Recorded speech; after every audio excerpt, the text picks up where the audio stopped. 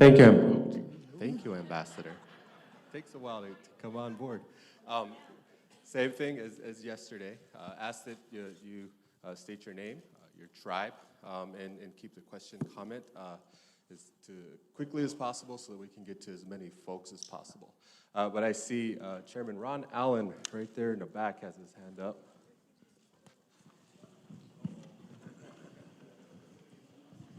Thanks, Weezy. I know how you feel now. So Ron Allen, Chair CEO for the Jamestown S'Klallam tribe, small tribe out in western Washington State. I chair the Self-Governance Advisory Committee with Department of Interior and also over in IHS as well. And I'm also active on the Budget Committee with the Bureau of Indian Affairs. For me, I want to put this into perspective with the domestic policy. So today, the federal government provides for Indian country about $28 billion across all the federal Indian programs. The need of Indian country is annually. The need of Indian country is north of $250 billion, maybe 300.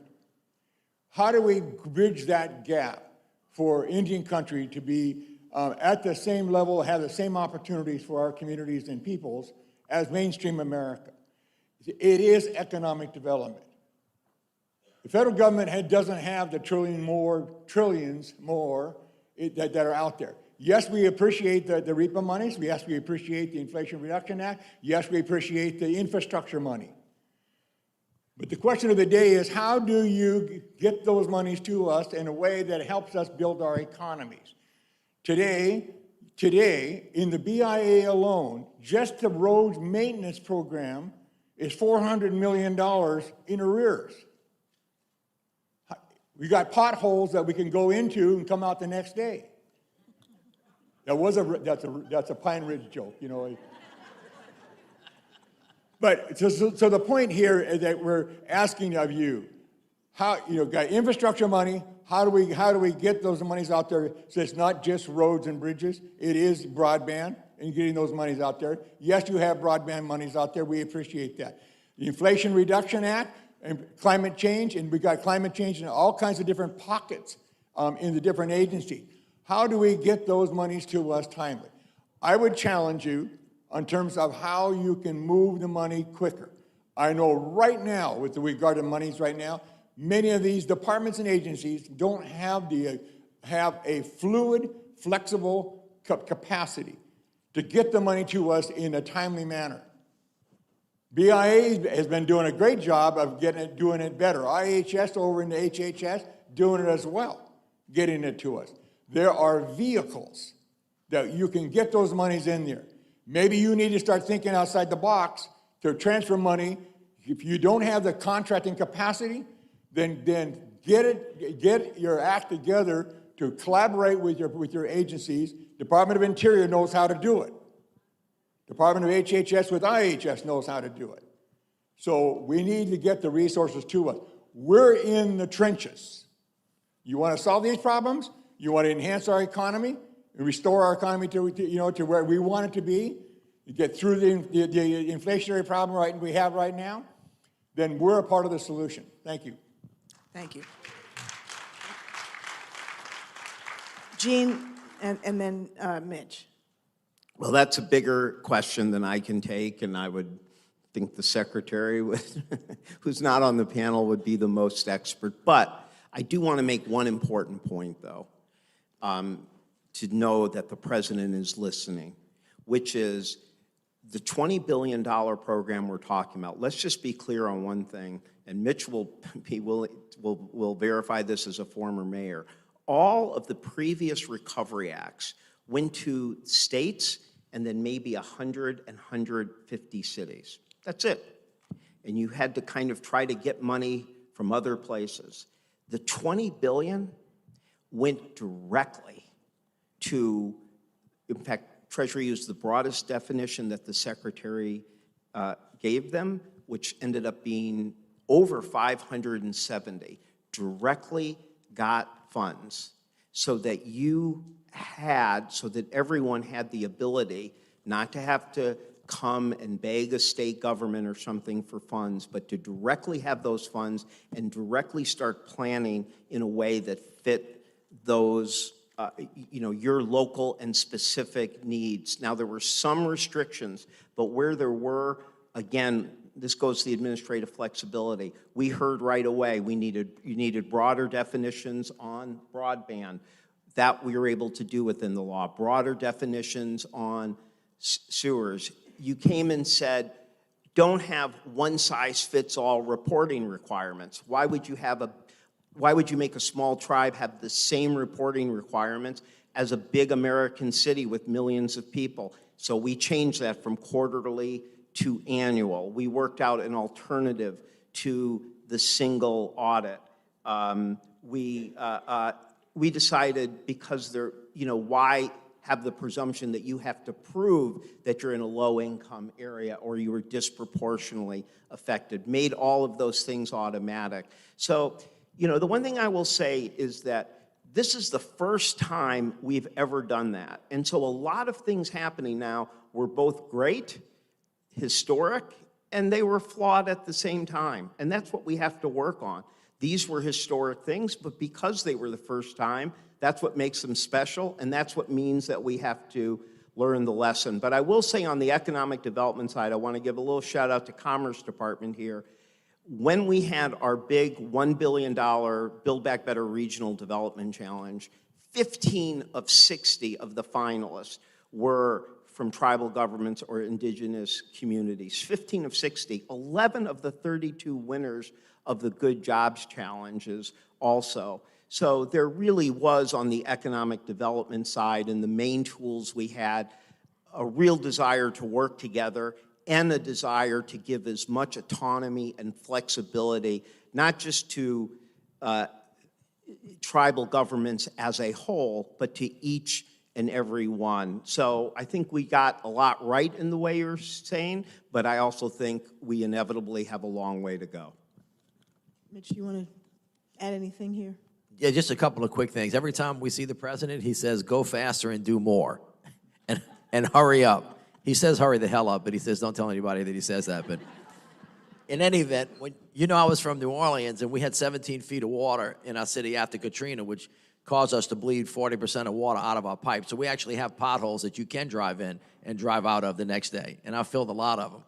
But everything that you said is exactly right. We have to go faster, and we have to do better. Everybody on this dais can attest to the fact that we've conducted 16 cabinet-level meetings where every one of the cabinet secretaries that you spoke about talked to each other about how they can work better and faster together to get money directly to tribal communities. Every one of the departments has a tribal liaison.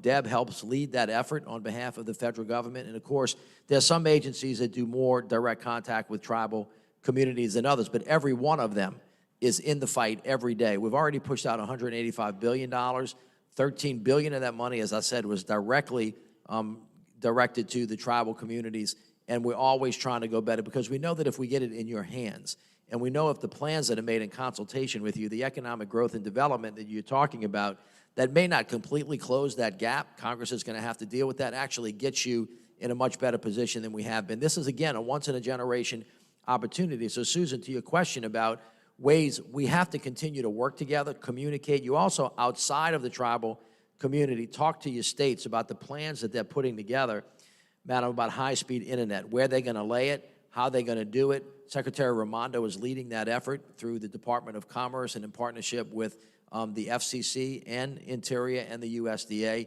The same thing is true about water rights as well and reclamation, which Deb's team is doing an unbelievable job. And we understand it, we know it, we agree with you, and that's why we're working as hard as we can to get the money to you as fast as we possibly can. Thank you. Thank you.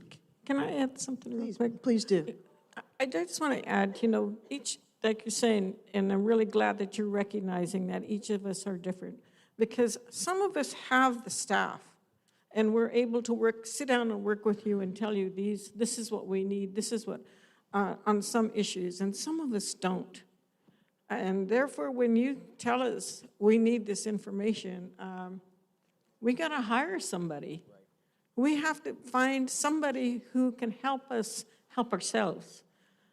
Because we all know that, state and federal rules sometimes just don't apply to us.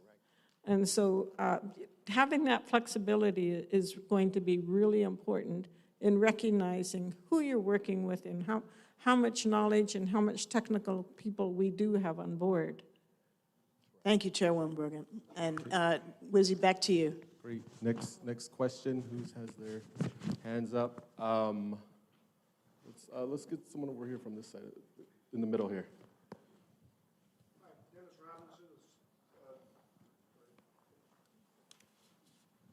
Dennis Robinson, President of the Cowallingan Tribe of Unalaska. You talk of broadband and land fiber, but the state of Alaska has over 120 tribes that will not get broadband through fiber. And we can do it with a fraction of the cost of fiber with satellite and still have 5G speeds available to us, but we can't seem to get the money out to be able to accomplish that. And like I said, we have 120 tribes that will probably not have broadband anytime soon unless it's put in with by satellite. Can I respond to that? You're exactly right. What's going on right now, Congress mandated that each state actually map out and put a plan together and then present it to us. They didn't want to send any money out until the mapping had been done appropriately and, as Susan said before, equitably. So every program that we're talking about is a direction to the governor or to a cabinet secretary, is that when you come back with a plan, you better make sure that you cover everybody in every way. Every one of the state plans is being put together right now. Alaska will present its plan to us in the next couple of months. The FCC will look at that. There will be a chance for folks to challenge it, to make sure that they actually got everything right, not only from a technology point of view, but also from a connection point of view. And you will have states, Alaska's a great example of this, where fiber is not the technology-proof mechanism to do that, and you can do it through satellite. So we're waiting for the governor's plan. I hope that you guys are informing what the state is doing in that regard, because one size doesn't fit all across the country. I think you really need to look at the FCC plans, because we developed our plan and we had to prove there was this area. Yeah. Was no service area. That's correct. What they were able to say, there's 10 homes in this area. We serve one, and therefore they provide service for this area. Right. Which is not adequate. So FCC rules need to be a little bit reviewed to see, because that means 9 out of those 10 homes do not provide service, and they're saying we cover them. Well, the point that she made is exactly why Congress said that before we push the money out, we want to see a plan that fixes that particular problem. So the FCC is running the mapping process right now in partnership with the Department of Commerce. When all of those maps are forwarded to us, everybody's going to have a chance to look at them and object. Then once we sign off on them, every state will receive the next day, within a reasonably short period of time, $100 million to actually start the build-out. But they have to get the mapping done, which is what they're in the process of doing. And then, of course, the probability of using satellite in places where you cannot physically lay fiber is always on the table. Thanks, Mitch. I think we have time for one more question. Wizzy? We're ready for our next one. One last question. One last one. Let's go to the middle here, and right in the back is his hand up, right there in the middle. Yes. Yes. Good morning. My name is Manuel Hart, Tribal Chairman for the Ute Mountain Ute Tribe. I'm also the chairman for the 10 tribes on the Colorado River Basin. So when we talk about infrastructure for water, some of these tribes haven't even got their water rights quantified. So how are we going to expedite some of this to get this moving so tribes can have water and equity of it to get it to each one of the tribe and their needs? Also, we have on Ute Mountain Ute Tribal Reservation, we expand into 3 states. So when we look at our BIA roads, it's probably about 600 miles of road, and I only get allocated $1 million, and that's not even enough, and that barely takes care of snow removal. But just some concerns. Each tribe has different soils. Our soils are expansive soils, and when you build homes, you have to put pillars into them, and sometimes it's hard to even estimate the cost of infrastructure, housing, because your construction costs for material has really skyrocketed. Your labor costs have gone up.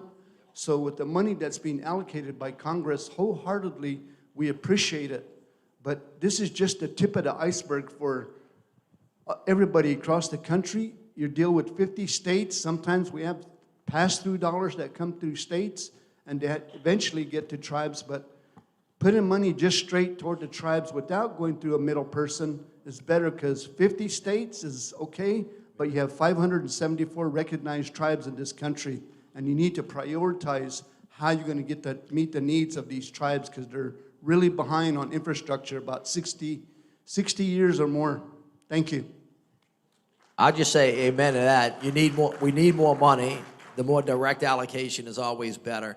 I would just quickly say to you, sir, there are people in this building who are much more capable of answering the water rights issue, but I was out at the Hoover Dam not long ago, and especially in the Colorado Basin, we've got major water issues in the country. The Bureau here is leading that effort and working on that as we go. Just quickly, I just want to stress that one of the flexibilities that we gave in the state-local plan was that you have almost complete flexibility with revenue loss, and we did what we called the standard deduction. If you got 10 million or under, you had complete flexibility, and that went directly to 579 tribal governments and tribal bands. So that was, so that funds can be used for anything, and that has gone directly and is under the discretion. And I know and that includes broadband, and I imagine you might have been using the American Rescue Plan funds for that.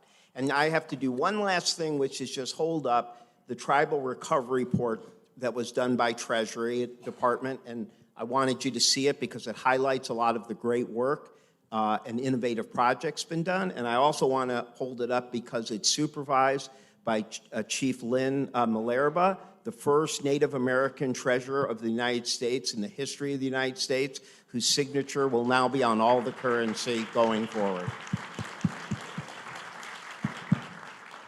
And let me just ask before we wrap up if any of the other panelists would want to say anything. Please. When I was asked to be on this panel, I thought, wow, that was pretty cool. But I look out here and all of us have a story. Every single one of us have a story, and we need to tell it. Thank you. President Gravelle, anything you want to say? I just want to thank all of the tribal leaders who are here today. I agree with Chairwoman Brigham. We do have a story. We should tell our stories so that we can help our people, and we should never quit telling our stories. So thank you for being here today. Thank you all.